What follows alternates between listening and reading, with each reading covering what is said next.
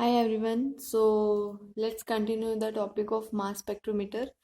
Part one already upload है, introduction और principal उसमें करवा चुकी हूँ. आज सेकंड पार्ट करेंगे इंस्ट्रूमेंटेशन का, जिसके अंदर हम स्टडी करेंगे मास स्पेक्ट्रोमीटर के इंस्ट्रूमेंटेशन की. बहुत इंपॉर्टेंट टॉपिक है. इसका जो प्रिंसिपल है वो डिफरेंट था दूसरी स्पेक्ट्रोस्कोपी से. इसी तरह इंस्ट्रूमेंट भी थोड़ा सा डिफरेंट है दूसरी स्पेक्ट्रोस्कोपी से. ये स्पेक्ट्रोमीटर था और वो स्पेक्ट्रोस्कोपी होती है. सारा मैं रीज़न ऑलरेडी बता चुकी हूँ. आज हम इंस्ट्रूमेंटेशन करते हैं. तो मेन जो ओवरऑल इंस्ट्रूमेंटेशन है ये किस लिए यूज़ किया जाता है, हम इसमें करते क्या है. आपको दिख रहे हैं यहाँ पे सारे पॉजिटिव चार्ज आयन बनाए हुए हैं. जो आपके पास मास स्पेक्ट्रोमीटर है वो डिटरमाइन ही पॉजिटिवली चार्ज्ड आयंस को करते हैं. तो यहाँ पे हम क्या करेंगे, जनरेट करेंगे पॉजिटिवली चार्ज्ड आयन को अंडर इन्वेस्टिगेशन. जैसे ही हम ये पूरा प्रोसेस करेंगे आपके पास पॉजिटिवली चार्ज्ड आयन आ जाएंगे. उसके बाद हम क्या करेंगे, पॉजिटिवली चार्ज आयन अलग होंगे अपने मास टू चार्ज रेशियो के अकॉर्डिंग. मतलब हर किसी का मास अलग होगा तो वो क्या करेगा, एक बीम जनरेट कर देगा. Beam of positively charged ions वो कलेक्ट हो जाएंगे और एक पीक शो कर देंगे. वो कैसे प्रोसेस होगा, मैग्नेट्स के अंदर होगा. वो भी हम नेक्स्ट में करेंगे. ये ओवरऑल इंट्रोडक्शन बता रही हूँ. लास्ट में हमारे पास जब पीक आ जाएगी, रिलेटिव अबंडेंस, लास्ट में हम रिकॉर्ड कर लेंगे. वहां से आपका मास स्पेक्ट्रोमीटर डिटरमाइन हो जाता है. मतलब ये इंस्ट्रूमेंटेशन है ओवरऑल, बट हम डिस्कस करेंगे अभी स्टेप बाय स्टेप. तो इसके अंदर 5 पार्ट है आपके. Inlet system, ion source, third ion beam, fourth detector and fifth is recorder. तो आपके पास जो आयन सोर्स और आयन बीम है उसको हम क्या कहते हैं, ओवरऑल आयनाइजेशन चैम्बर बोलते हैं. ठीक है. तो फर्स्ट हम डिस्कस करेंगे इनलेट सिस्टम के बारे में. 3 रिक्वायरमेंट्स होती है इनलेट सिस्टम की. रिक्वायरमेंट क्या होती है, जो आप सैंपल यूज करते हो वो वेपर फॉर्म में होना चाहिए. आप सॉलिड यूज करो, गैस यूज करो, लिक्विड यूज करो, कोई भी यूज करो, बट उसको वेपर फॉर्म में कन्वर्ट करना ही करना है, तभी ये डिटरमाइन कर पाएगा. अगर आपने यहाँ पे सैंपल लिया हुआ है, अगर सॉलिड है, लिक्विड है, प्रेशर कम होने की वजह से रिड्यूस प्रेशर यहाँ पे यूज करते हैं, जिसकी वजह से वो आपके पास क्या हो जाएगा, गैशियस फॉर्म में यहाँ पे कन्वर्ट हो जाएगा और रिजर्वायर में कलेक्ट हो जाएगा सारा का सारा सैंपल. ठीक है. तो फर्स्ट रिक्वायरमेंट वेपराइजेशन होनी चाहिए थी. सेकंड, आपके पास थर्मल डिकम्पोजिशन नहीं होगी वेपराइजेशन प्रोसेस में. जब आप वेपर्स कन्वर्ट होंगे, आगे फर्दर फ्रेगमेंटेशन होगी, तो आप थर्मल डिकम्पोजिशन उसकी नहीं करोगे. थर्मल डिकम्पोजिशन होनी ही नहीं चाहिए वेपराइजेशन प्रोसेस में. हाँ, इसके अलावा आप नोट्स के बारे में मुझे बोल रहे थे कि नोट्स हमें पीडीएफ फॉर्म में मेल कर दो या कैसे भी आपको दे दिए जाए. तो मैं ये सोच रही थी, मुझे एक चीज़ बताना, कमेंट में बता देना कि नोट्स किस फॉर्म में आपको दूं, मैं टॉपिक वाइज दूं या फिर आपको लास्ट में पूरा का पूरा चैप्टर मास स्पेक्ट्रोमीटर के इकट्ठे दे दूं. मेरे अकॉर्डिंग लास्ट में सही रहेगा. बाकी आप जैसे बोलोगे वैसे देख लेंगे, मुझे बता देना. हाँ, करते हैं. फर्स्ट रिक्वायरमेंट वही वेपराइज फॉर्म में होना चाहिए. सेकंड, आपके पास क्या होगी, थर्मल डिकम्पोजिशन नहीं होनी चाहिए जैसे वेपराइजेशन प्रोसेस चल रहा होगा. थर्ड, आपके पास क्या होगा, जो प्रेशर हम यहाँ पे यूज करेंगे वो लो होना चाहिए एटमॉस्फेरिक प्रेशर से. ठीक है. तो जब आयनाइजेशन होगा, आयनाइजेशन किस में होगा, आयनाइजेशन सोर्स और बीम के चैम्बर में. इस वाले चैम्बर को हम क्या बोलेंगे, आयनाइजेशन चैम्बर. ठीक है. ये सारा का सारा.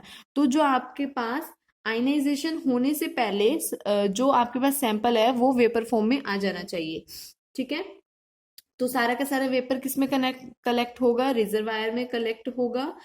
मोर वोलेटाइल सॉलिड हो या लिक्विड हो उसको कंटेन करके रखेंगे किसके अंदर, फ्लास्क के अंदर. हीट करेंगे 100 to 150 डिग्री सेल्सियस तक. उसको कलेक्ट कर लिया जाएगा बाद में रिजर्वायर के अंदर. जैसे ही उसको क्या करेंगे, हीट कर देंगे.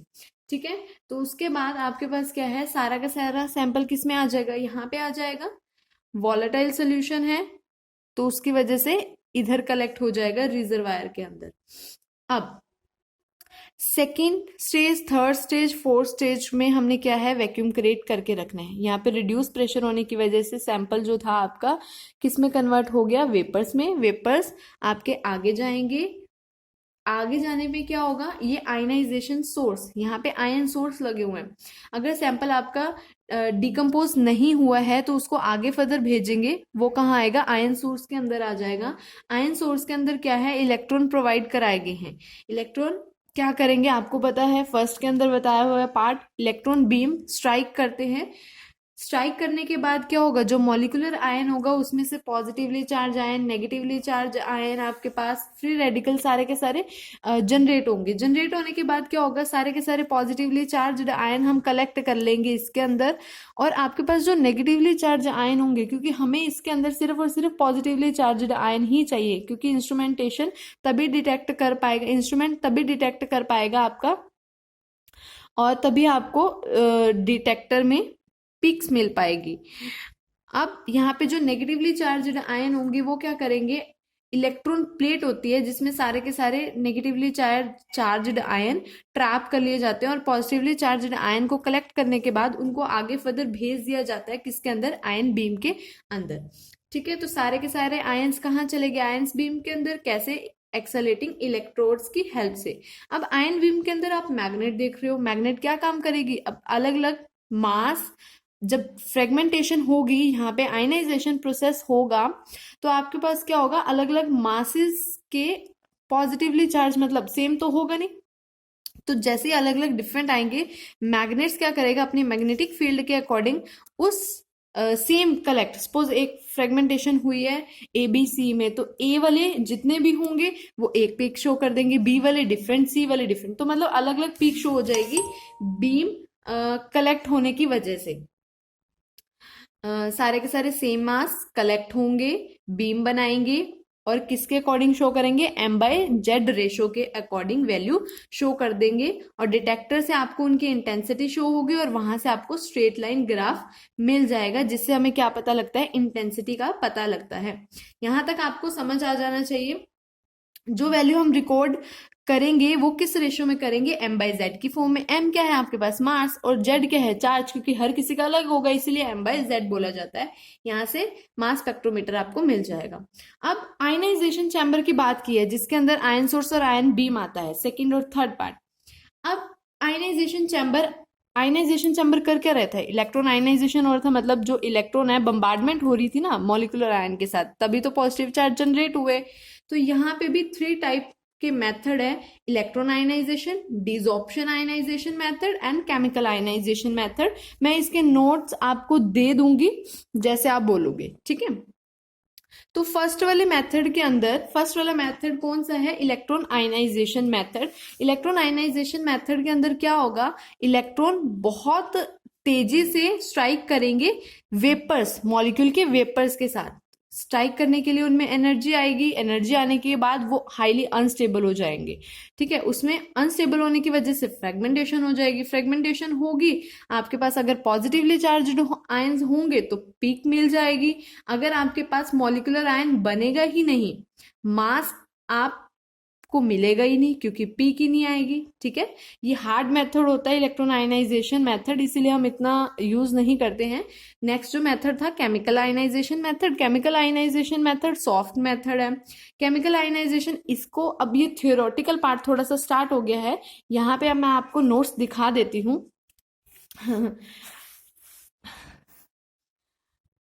Chemical ionisation method, chemical ionisation method आपके पास सॉफ्ट मेथड होता है, उसमें एनर्जी भी हमें बहुत कम चाहिए होती है, और वो फ्रेगमेंटेशन शो कर देता है, क्योंकि स्टेबलाइज कम होता है, अनस्टेबल होने की वजह से वो फ्रेगमेंटेशन हो जाते हैं। अब जो ऊपर आपने इलेक्ट्रॉन आयनाइजेशन मेथड पढ़ा है, उसमें आपने क्या है, इलेक्ट्रॉन बीम का यूज किया है, बहुत तेजी से स्ट्राइक करते हैं। यहाँ पे इलेक्ट्रॉन बीम यूज नहीं होगा, यहाँ पे गैसेज यूज होंगी जो आपकी रिएक्ट करेंगी कैटायंस के साथ। तो कैसे रिएक्ट करेगी, आपके पास गैस थी, आयन सोर्स में जाएगी, आयनाइज होगी, कैटायन बन चुका है।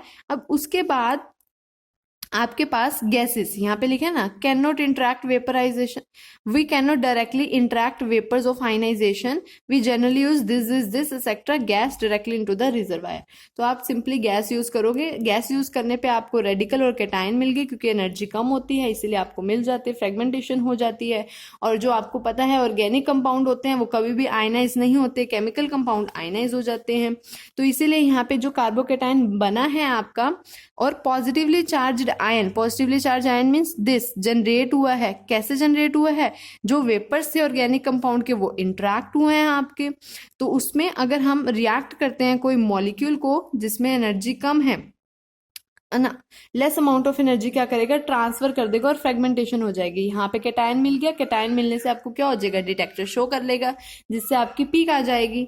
ठीक है, और यहाँ से मॉलिक्यूलर मास कैलकुलेट हो जाएगा। थर्ड मेथड आपके पास, थर्ड मेथड कौन सा था? First electron ionization, second method chemical ionization, third method is desorption ionization method. तो ये डिसऑप्शन आयनाइजेशन मेथड है। हाईली अनस्टेबल कंपाउंड जो होंगे वो इजिली डिकम्पोज हो जाएंगे इसके अंदर, और जो दूसरे ऊपर वाले दो मेथड आपने पढ़े हैं वो लो मॉलिक्यूलर वेट के लिए पढ़े हैं।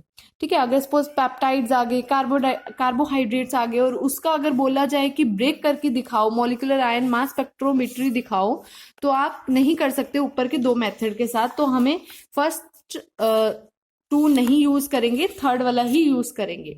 तो जो आपके पास थर्ड वाला यूज है उसके तीन टाइप है आगे फर्दर मेथड करने के लिए: secondary ionization, ion mass spectrometry, fast atom bombardment, matrix assist laser desorption ionization.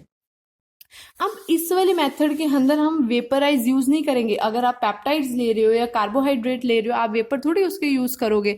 तो कैसे करोगे? अब यहाँ पे ना ही आपके पास इलेक्ट्रॉन बीम स्ट्राइक करेगा, यहाँ पे highly energy positively charge ion interact करेंगे कार्बोनिल कंपाउंड के, सॉरी ऑर्गेनिक कंपाउंड के साथ। उसको हम क्या करेंगे, डिसॉल्व करेंगे मैट्रिक्स के अंदर। मैट्रिक्स किसके लिए यूज किया जा रहा है? सिर्फ और सिर्फ कंपाउंड को डिसॉल्व करने के लिए। जब कंपाउंड डिसॉल्व हो जाएगा, कॉपर सल्फेट प्लेट के ऊपर डिपॉजिट हो जाएगा।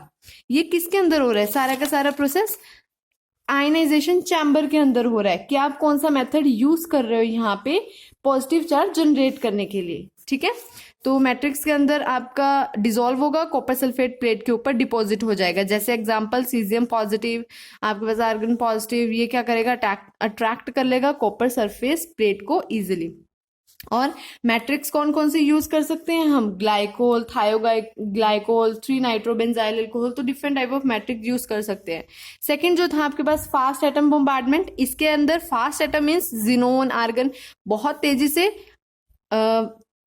स्ट्राइक करेगा। ठीक है, डिपॉजिट हो जाएंगे, फास्ट एटम आयन डिपॉजिट और इंटरैक्ट करेंगे प्लेट आयनाइजेशन टेक, मतलब कॉपर के साथ बहुत इजीली और फास्टली आएंगे, अट्रैक्ट होंगे, इंटरैक्ट करेंगे, जिसकी वजह से आयनाइजेशन हो जाएगी। उसको हम क्या बोलेंगे? FAB means fast ionisation bombardment. Third के अंदर हाईली इंटेंसिटी लेजर वाला है, तो that means highly intensity nitrogen laser use करोगे, वो भी क्या करेगा, आपके पास प्लेट के अंदर डिपॉजिट हो जाएगा। उसको हम क्या बोलेंगे? Matrix assisted laser desorption method. तो यहाँ पे क्या लिखे हुए हैं, अलग अलग मैट्रिक्स यूज किए हुए हैं, कौन से मेथड के लिए क्या क्या मैट्रिक यूज कर सकते हो डिसॉल्व कराने के लिए। बस स्ट्राइक कराओ, जिससे पॉजिटिव चार्ज क्या हो जाएगा, फ्रेगमेंटेशन हो जाएगी, जनरेट हो जाएंगे। अगर आप ऊपर वाले ऑर्गेनिक कंपाउंड में और प्लेट के अंदर डिपॉजिट कराते हो, मैट्रिक्स डिसॉल्व कराते हो ऑर्गेनिक कंपाउंड में और प्लेट के ऊपर डिपॉजिट कराते हो, वहां से आपको पीक मिलेगी, जिसकी वजह से आप क्या कर सकते हो, मास मेजर कर सकते हो। ठीक है, अब अगर आप ऊपर वाले मेथड में फर्स्ट टू मेथड में अगर आप बहुत ज्यादा एनर्जी यूज करते हो, तो M पॉजिटिव की बजाय आपको M+2 M+3, मतलब बहुत ज्यादा ब्रेकेज हो जाएगी, फ्रेगमेंटेशन ज्यादा हो जाएगी, जिसकी वजह से आपको कॉम्प्लिकेटेड पीक्स मिलेगी, एडिशनल पीक्स मिल जाएगी, उसको मेजर करना मुश्किल हो जाता है। तो इसीलिए इन मेथड्स के अंदर लो एनर्जी यूज की जाती है कि जिससे लेस फ्रेगमेंटेशन हो। आई होप क्लियर हो गया होगा। बस ये इतना ही है मास स्पेक्ट्रोमीटर का इंस्ट्रूमेंटेशन। आगे हम नेक्स्ट टॉपिक करेंगे अगली वीडियो में।